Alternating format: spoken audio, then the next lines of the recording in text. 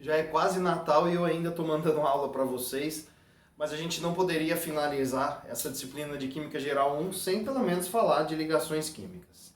Tem um monte de conversa em aberto aí, a gente falou de distribuição eletrônica, tabela periódica, principalmente ali da relação entre distribuição eletrônica e a posição na tabela periódica, aquela história de que dentro das mesmas famílias a gente tem elementos com propriedades semelhantes, né? E a gente também falou que dentro das famílias, essa história das propriedades semelhantes, ela é devida à configuração eletrônica da sua camada de valência. Então, como é importante a gente sempre ter noção da distribuição eletrônica e como isso vai influenciar em tudo, na posição da tabela periódica, nas propriedades, no tipo de ligação que o elemento faz e assim por diante.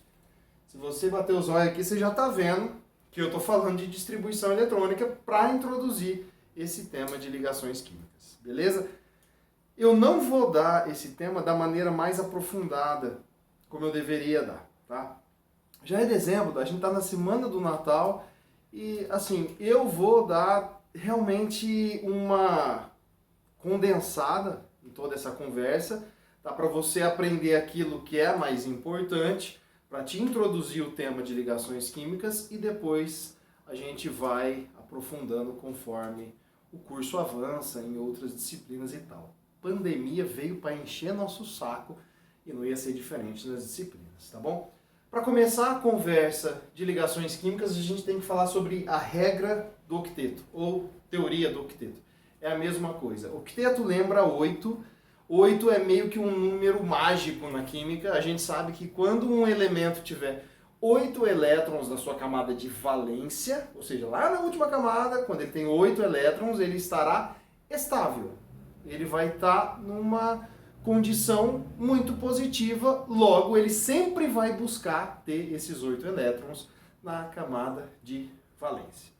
Se você faz uma associação disso que eu estou falando com o que a gente viu anteriormente, você vai lembrar que os elementos representativos, vamos retomar o assunto passado, elementos representativos são aqueles do bloco S e do bloco P. Muito bem.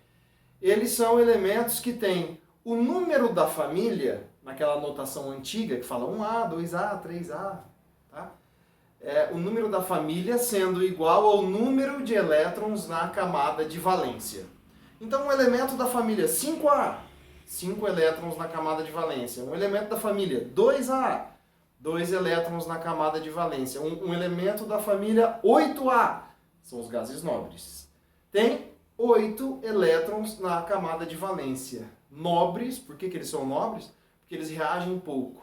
Por que eles reagem pouco? Porque eles já estão com o seu octeto completo. Quem reage, normalmente, tem várias razões para uma espécie química reagir, mas normalmente ele está reagindo, tá, para buscar elétrons, seja doando, recebendo, compartilhando, ele vai fazer alguma coisa. Essa coisinha a gente vai estudar aqui, mas sempre para chegar no seu octeto. Quando ele chega a 8, ele sossega. Quem são os caras sossegados da tabela periódica? Os gases nobres não precisam mais reagir, afinal já estão com 8 elétrons na última camada. É por isso que eu citei lá atrás, os gases nobres seriam uma referência para a gente.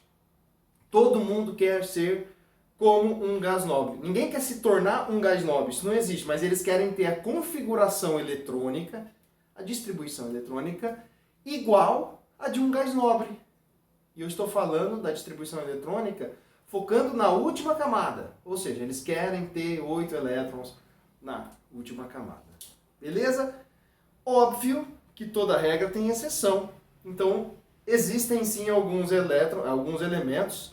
Tá tão calor que eu não estou nem conseguindo pensar.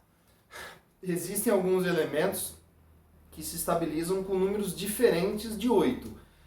4, 5, 6, 10, 12, 7. Bom, a gente tem várias possibilidades, para mais e para menos também. Mas vamos começar pela regra. Mais para frente a gente vai estudar essas exceções. Beleza?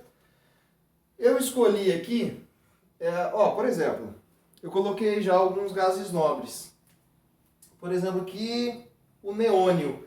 O neônio tem número atômico 10. Portanto, aqui está a sua distribuição eletrônica, 10 elétrons, tudo que tem número 1, primeira camada, tudo que tem número 2, segunda camada. Quantos elétrons o neônio tem na segunda camada? 8, que por sinal é a sua última camada. Ou seja, o neônio é um gás nobre, está dentro da regra do octeto. Ele é estável e quando eu comparo, por exemplo, o neônio com um cara bem próximo dele na tabela periódica, que é o flúor tem número atômico 9. Portanto, na sua última camada, 5 mais 2, ele tem 7 elétrons. Compara essa distribuição do neônio com essa distribuição do flúor. O que o flúor tem que fazer da sua vida para se estabilizar? Ele precisa dar um jeito de descolar mais um elétron.